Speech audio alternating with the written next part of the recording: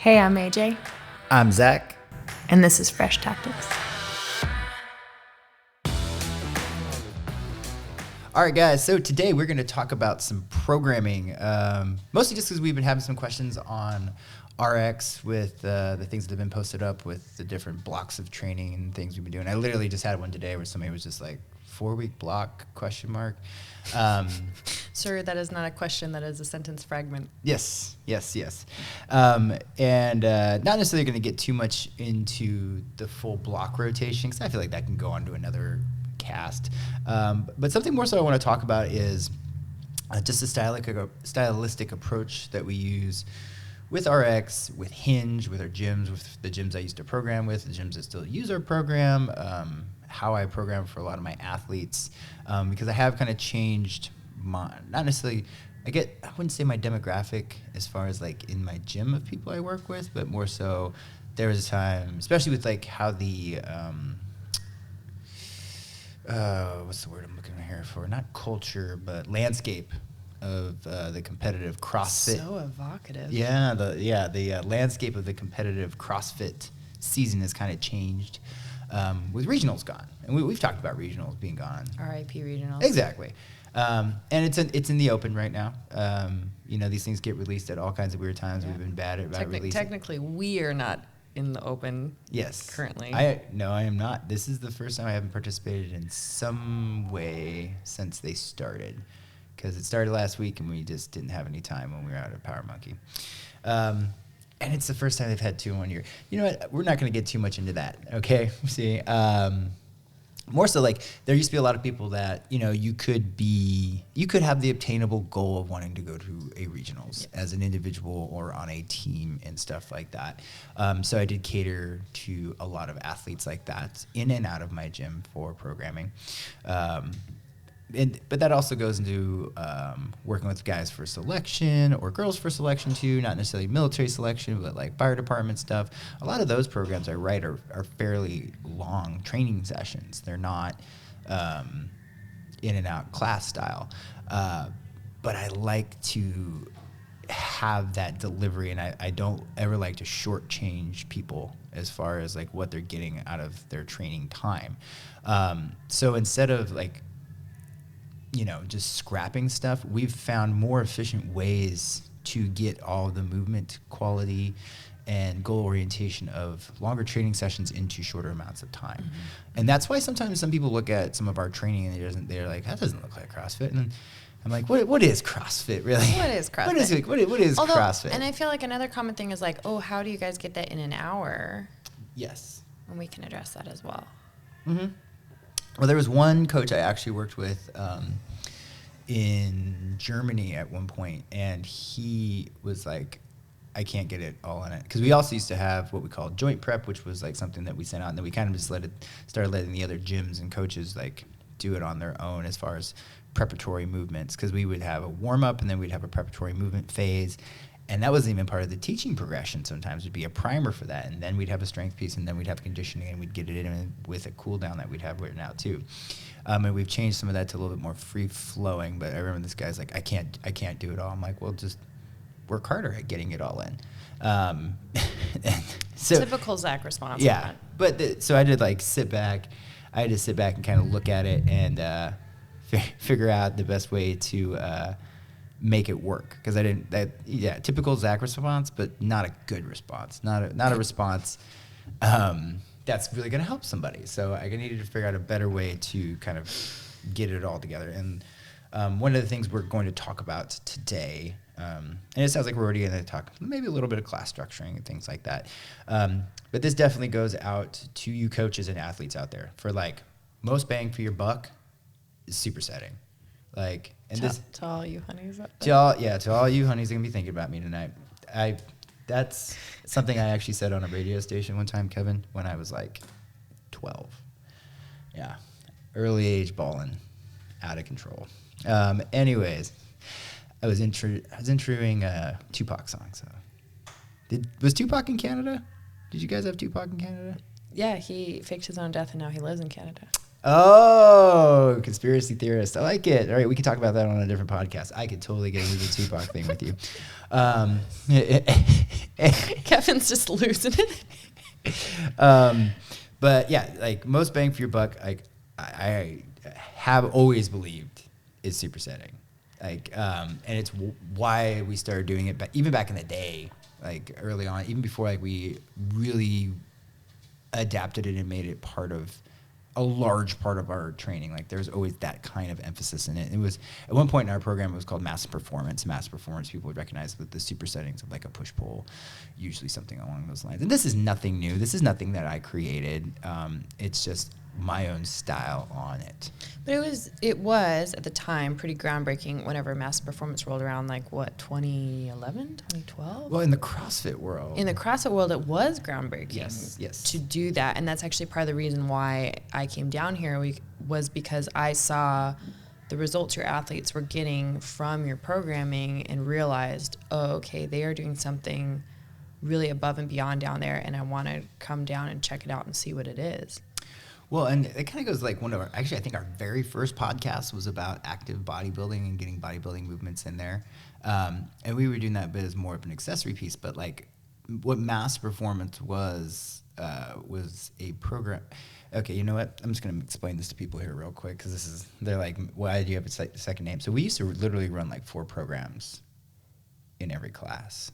Like the strength pieces would all be different but the same, just like Jeff says. Exactly the same but different. Said that no fewer than 6 times over the course of the week. Exactly the same but different. And he's dead serious every time he says it, which just I know he says a lot. Slays me. He says a lot of things that I'm like, what are you even talking? Don't talk about the high pull snatch thing again. I hate it. I hate every time he talks about it. Anyway, circling back. Yeah, circling back around on this one. So just for frame of reference, guys, we would run let's see. At one point it was tier 1, tier 2, which was our more streamlined CrossFit classes. Tier 2 is a bit more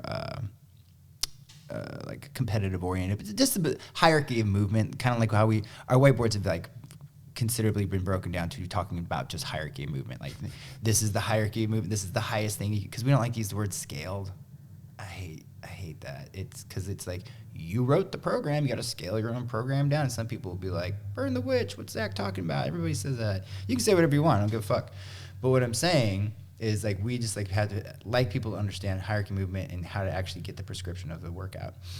So that when we had these 4 different things, we had tier 1, tier 2, and then we would have mass performance, and then we had Boga tier, which was a kettlebell one, which is actually those salty motherfuckers. It's salty as shit.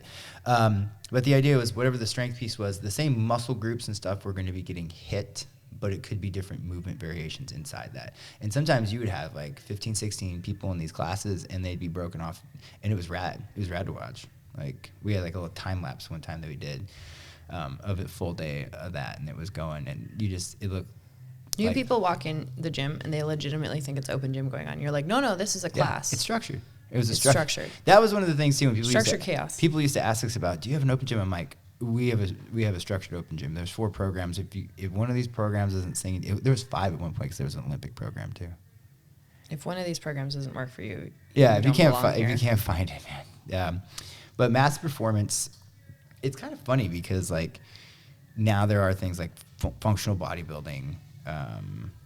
With Marcus Philly, and there's a number of other programs. Julian's program with the Strong Fit. Well, not even that. There's like a number of like bodybuilding CrossFit style things, and we've even talked about it. Like we have what we call like active bodybuilding, but I wouldn't necessarily say it's like a CrossFit thing. But I'm only bringing that up because the idea behind like mass and performance was it wasn't quite as dynamic with some of the movements. Like you're pressing, you're benching, like you're getting these movements in.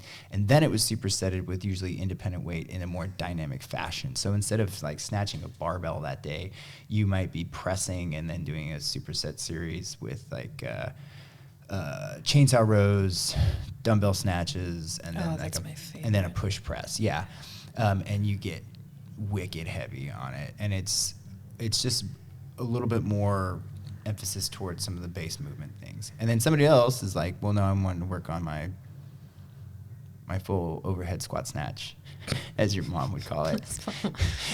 Bless her heart. Yeah. Mom had been doing CrossFit for 13 years. She still calls it an overhead snatch. Yeah. Somebody said that at camp. I can't remember who it was. It might have been Jeff.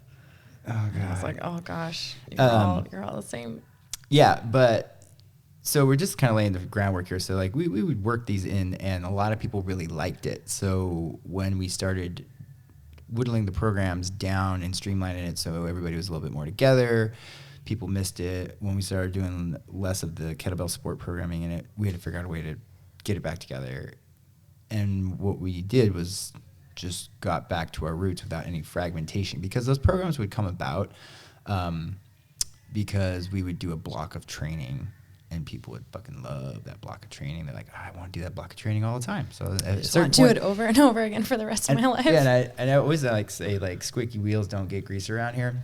But sometimes you do get a whole program made. Yeah, but if enough people are like, I really like that, and had big results, and you got a whole van of squeaky wheels. Yeah, and they were all coming. They weren't going to miss those days. That's something as a coach you have to take note of. Yeah, take note of. If people are excited to train, you feed that fire. The whole fucking point, right? Yes. I feel like sometimes we forget that, but yes, that is. You want people to be excited to come in. Well, and not tooting our own horn here.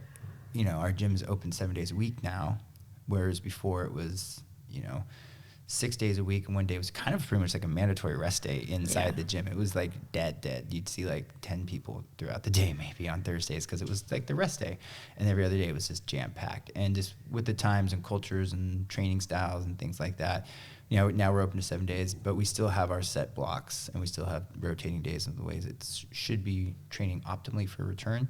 And we're so damn good at it, it's hard to fill in some of those days. So there are days that I'm like, this is what's good for you, and this is what the program. People are like, why are we doing this? It's like the broccoli of training. Yeah, it does. Yeah, it's like. Sorry if you like broccoli. It was like, and actually everybody really dug that workout we did the other day, which was like 1 minute plank. 1 minute rest, 3 minute window to complete a max set of overhead squats and a 400-meter run. And it's a variation of the workout we call chicken. And that was like the broccoli workout, because I was like, you can just dog this thing if you want. And if you're just in here to move because you're super sore from the volume squatting and blah, blah, blah, which is a superset, which is what we're really trying to get back to here. But we're kind of laying the framework here for this. And what I mean by that is we had a bunch of programs people really liked, and we just wanted to run one program. We just wanted everybody to train together. Solo uno. Yeah, that was it. So that fell on me to create the new flow, and that took me about a year, I would say, to dial in, to get it where I wanted it, because I am a programming perfectionist. Like, that's something I'm very adamant about. So it took me a while to figure out like how I thought it was going to work best, and how it was going to be fun, and how we were still going to get in the right movements, and how we were going to stay like true to ourselves. I had meetings with the partnership, and then we tried some open gyms. We tried some freaking CrossFit light. We tried that. I wasn't feeling it, and I was just like, I know what works. And I know if we implement it correctly, not only are people going to enjoy it and have fun, but they're going to be able to get a massive return in their training time.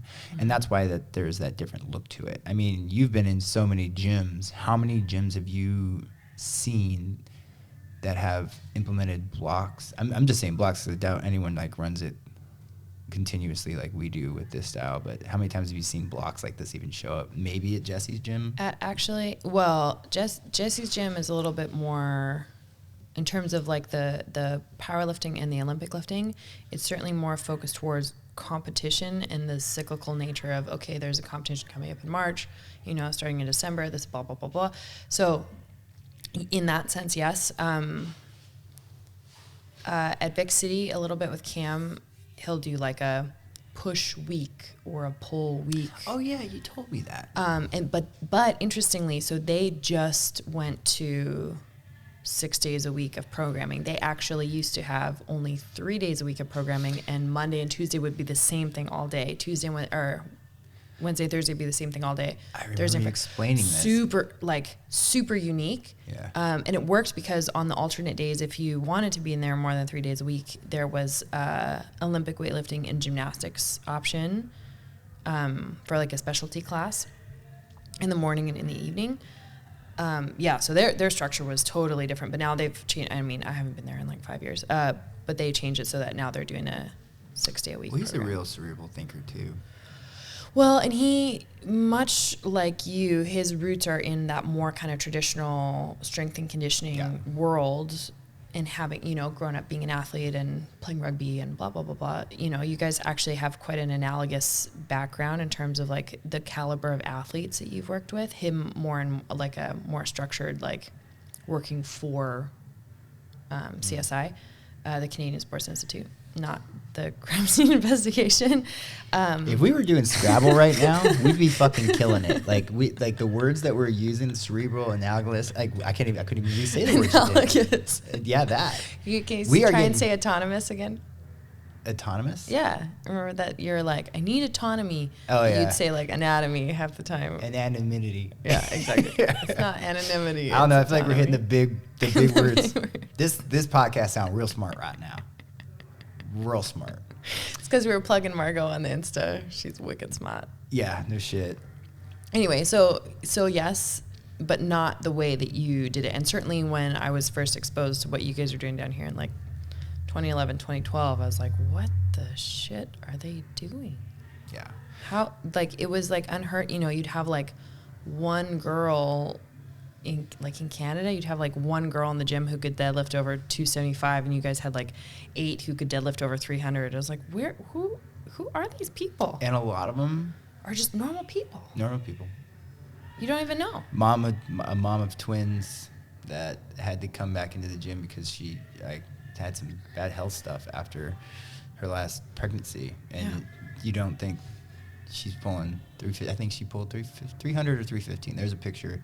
I won't name drop, but there's a picture of this particular athlete just fucking letting out a big beast yell when she pulled that deadlift. And I'm like in her face yelling too because we were so pumped.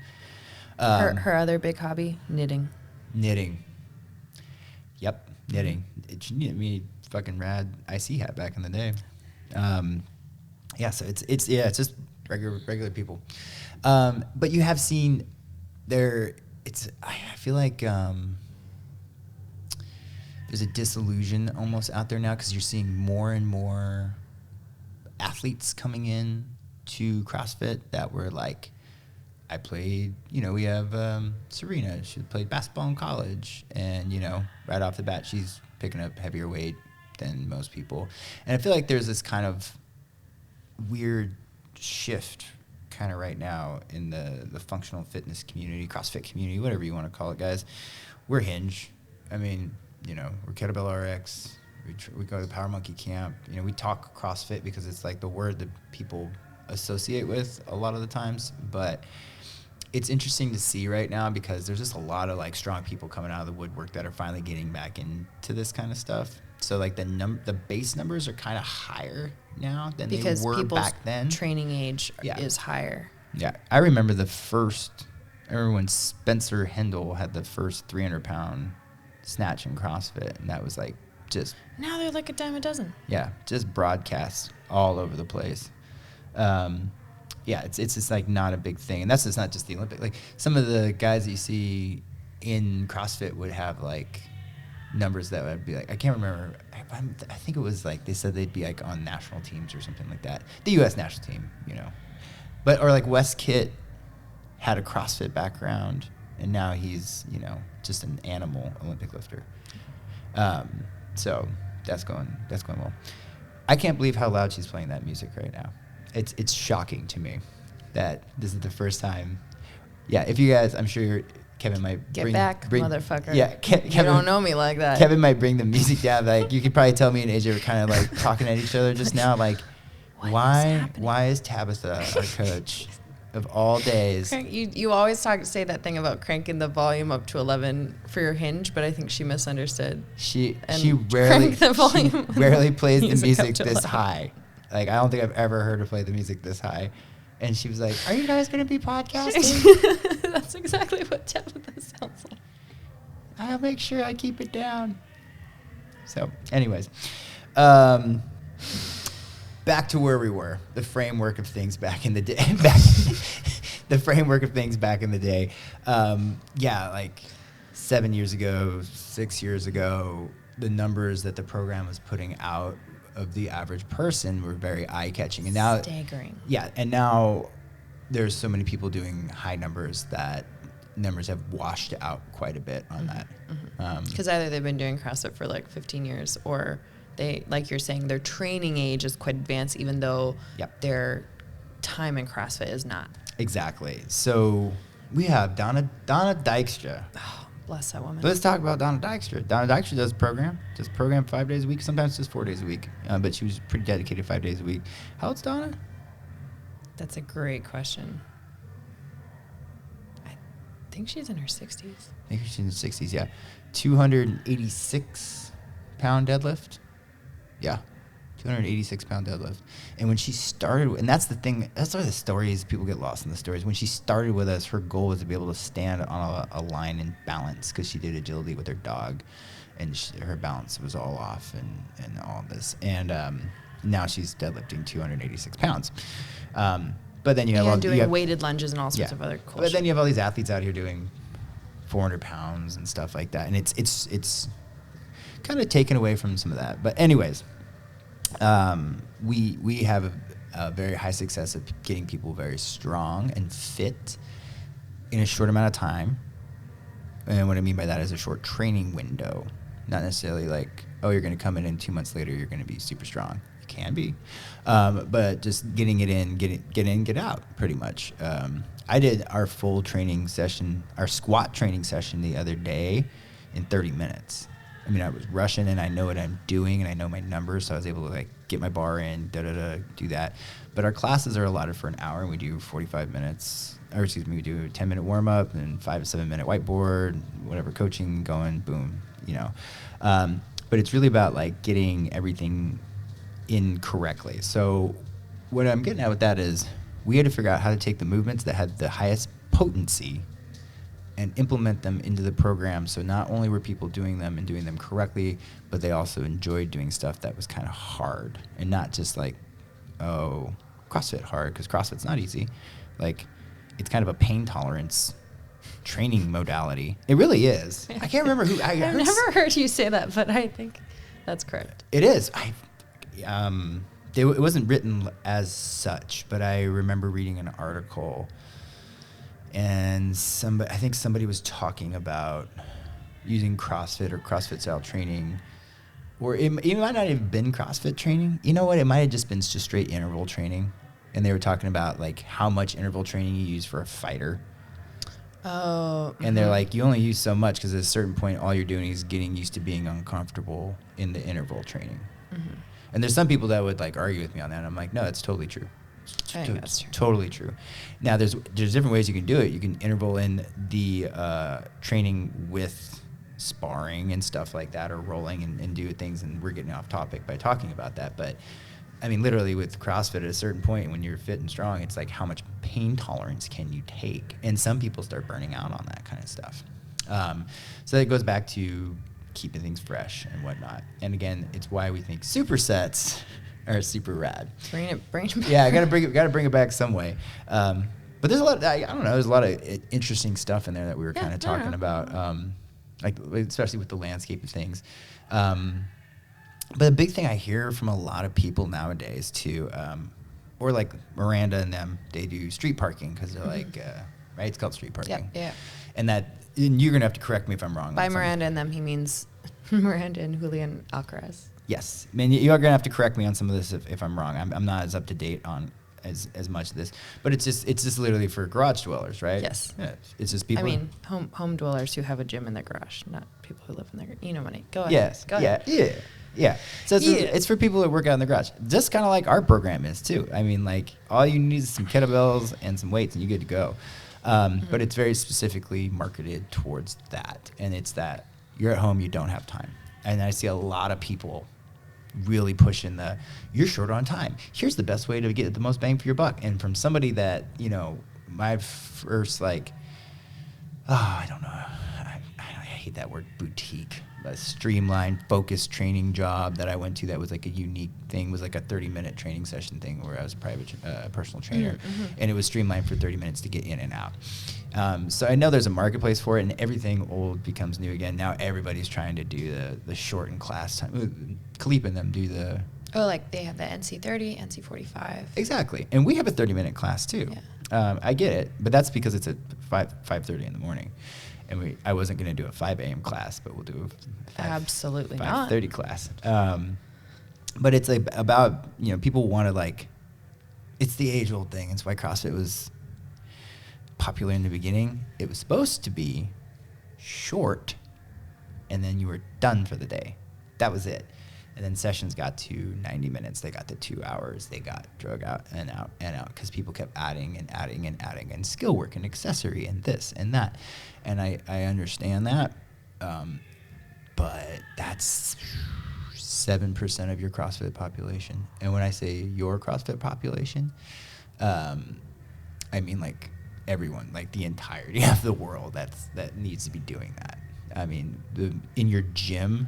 Maybe not necessarily even needs to, but wants to be wants doing that. to. In your gym, there might be a 1%er in your gym that craves that. And I have them here, and I like to train like that too sometimes.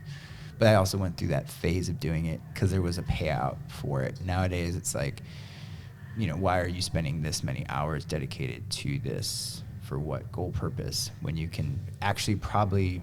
maybe even have a better body composition and longevity if you tone it down. Oh, yes. Tone that shit down. I mean, what were your basic sessions like when you started? I always like having these conversations with you. Like in the beginning? Yeah, like... It was what was listed on CrossFit.com. Oh, yeah, so you did .com. At North Van, yeah. Oh, was NorthVan.com in the beginning? Mm-hmm. Oh, cool. Back in the day. Actually, probably almost exactly when you were programmed for Dave. Oh. Yep. Okay. Yep. And there was a rule that if you came in and saw what the workout was and then left, it would be waiting for you the next time you came in. Oh. Yeah, I never did it, but I saw a couple times. I saw people just walk out. I only ever saw that happen once in my gym, and I tracked the person down. That was in the Attitude Era. That was in the Attitude Era. Okay, let's talk about supersetting. And I had to explain to him why that was so rude. Well, no, I'm asking, you're the one who got off topic and started talking about .com. I was asking what your session durations used to be like. Oh, an hour, and then I'm trying to think of when they became more than an hour. Probably... Big City? Yeah, Big City. Yep. I think at Zone, I did compete at regionals there, but the only additional stuff was maybe like one-on-ones with coaches to try and specifically get like my muscle up or my handstand push-up or what have you. Mm-hmm. In the Vic City, it started to become, and we had a very large kind of quote-unquote competitor team there. Mm-hmm. And yeah, it was probably more like 90 minutes to 2 hours. Nice. Yeah, so and people... That started becoming the norm with CrossFit. Oh, yeah, for sure. And that, I think that definitely led to a lot of people getting the burnout.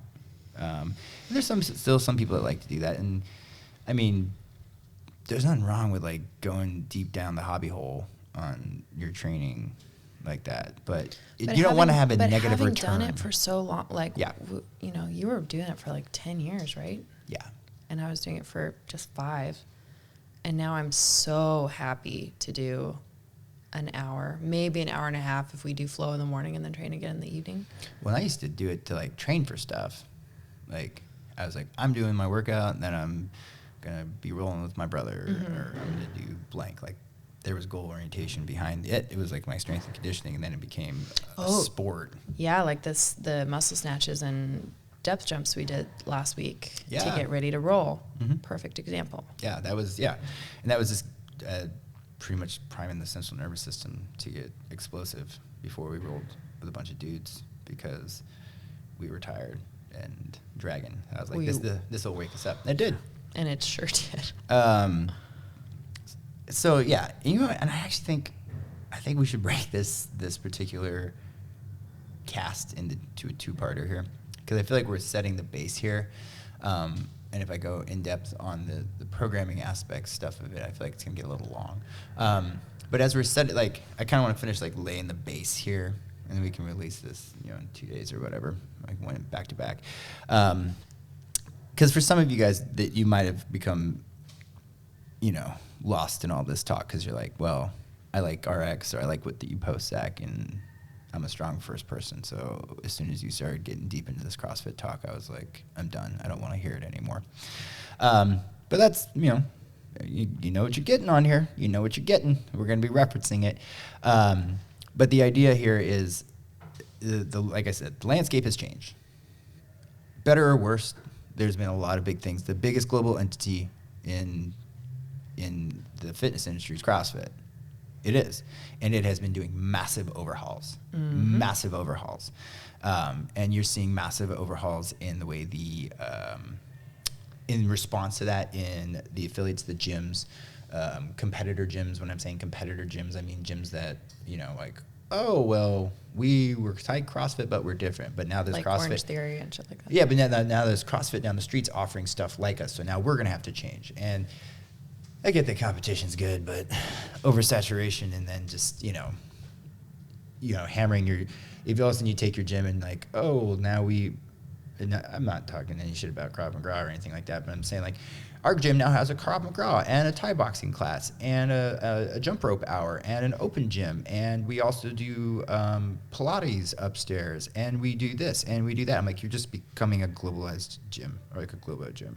So you're just like hammering a bunch of stuff in there. And you know what you're going to do is you're probably going to have people in there that are running their open gyms and they're trying to get the most bang for their buck in and out because there's so much shit going on and it's fractured and it's not a structured program. And then that was supposed to be the best thing about CrossFit in the beginning anyways, that it was a structured program. No matter who out there hated on the 3-on, 1-off, 3-on, 1-off, there was ideas behind it. And as everything changes, people are getting back to like, I want to be fit. I want to look good. I want to eat what I want to eat is a big thing that a lot of people do. And it's like, yes. I sent you that Gary Tonin thing.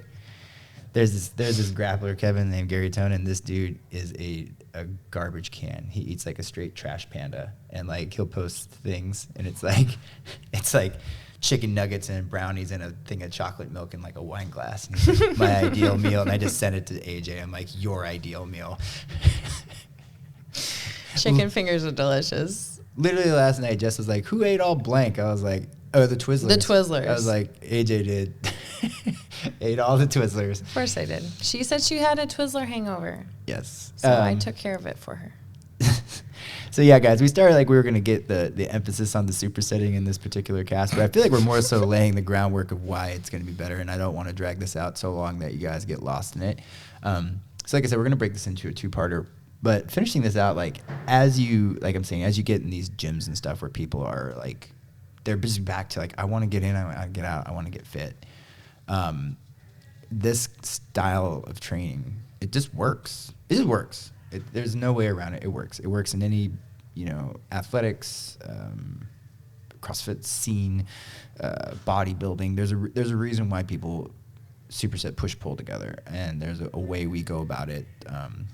Pretty religiously now, just because it works. It works really, really well for me. It works well for you. It works well for all the clients that we work with.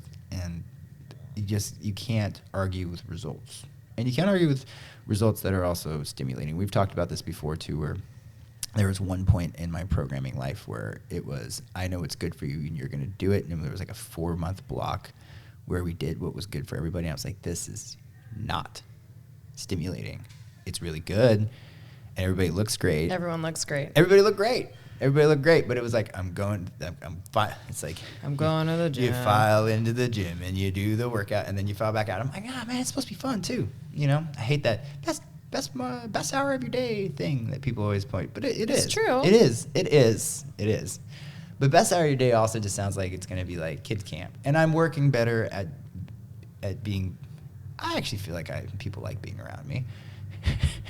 I have a softer side. Yeah. I have a softer side. But more so what I'm saying is it's not just jokes and grab assery the whole time. Kevin just raised his hand.